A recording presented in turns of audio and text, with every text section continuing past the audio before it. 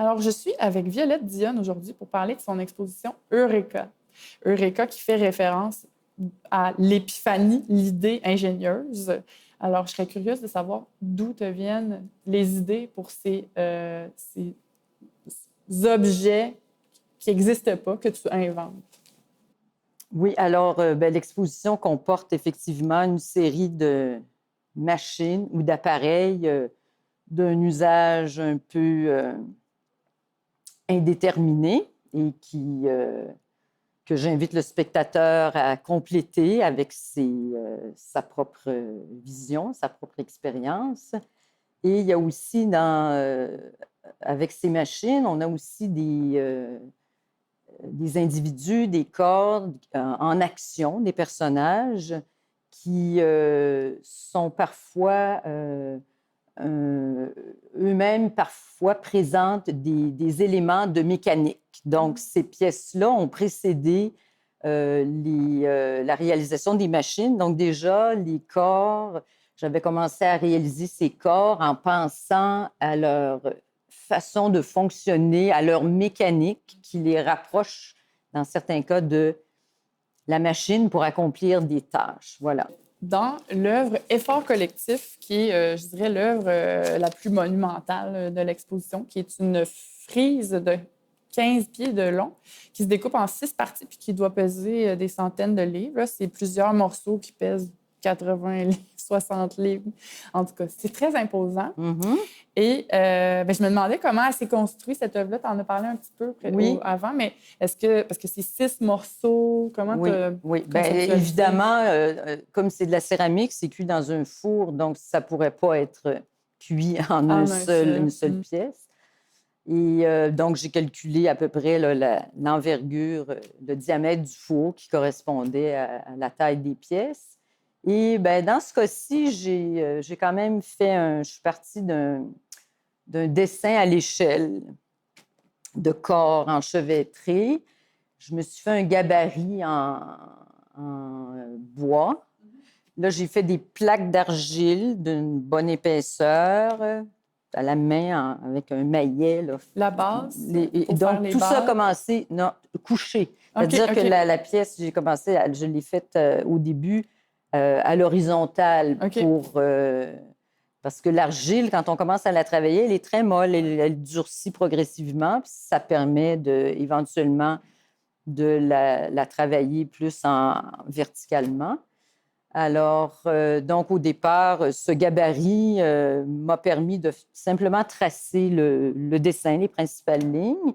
Puis ensuite, j'ai ajouré le tout, puisque c'est une frise ajourée, et travailler les niveaux, parce qu'il y a des figures qui sont un peu plus en arrière, donc c'est ça.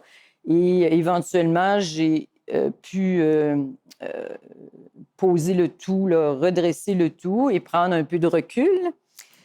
Et voilà, donc au bout de quelques semaines ou mois de travail. Ouais.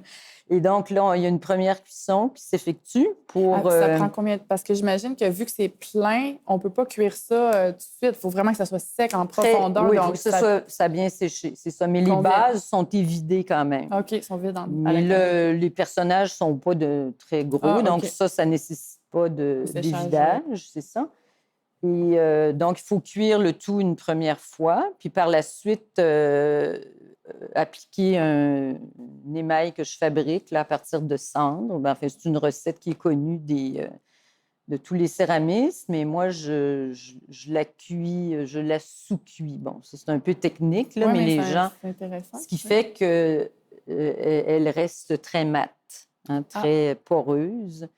Et puis, il y a des jus d'oxyde, tout ça. Donc, tu travailles beaucoup les mains parce que... Oui, le fini coloré. Puis là, c'est toujours un peu aléatoire. Le résultat, on sait à peu près ce qu'on va obtenir, mais bon. Puis on recuit, puis c'est là qu'on voit. D'ailleurs, je pense que celle-ci, j'ai recuit 2 fois pour la couleur parce qu'on peut ajuster. Je trouvais ça un peu pâle. Puis là, j'en ai ajouté. Maintenant, peut-être que c'est un peu foncé, mais bon. Non, alors, c'est très beau, en fait, la texture. Ça demande un bon éclairage pour aller chercher les subtilités des modelés. Oui, mais c'est ça qui est très Voilà, intéressant avec tes œuvres. C'est vraiment il y a les formes qui sont très intrigantes, mais il y a aussi vraiment le les détail. glaçures que tu utilises, Oui. l'émaillage, la finition, qui nous donne l'impression que certaines des œuvres ont comme passé 100 ans dans le fond de la mer. Il y a comme une texture vraiment antique qui doit être quand même dure à créer. Puis comme tu dis, c'est très aléatoire, mais comment t'es mettons, effort collectif, c'est plus foncé, mais toutes les machines sont plus rosées, un peu turquoise. Comment tu es parvenue à trouver Alors, la glaçure au centre que je fabrique, c'est la seule. Le reste, c'est des glaçures commerciales, puis je fais des mélanges, tout ça, et puis voilà. Tu fais des tests, puis... Oui, c'est ça, parce qu'il y a quand même... c'est dans la façon de l'appliquer, des fois en combinaison avec autre chose.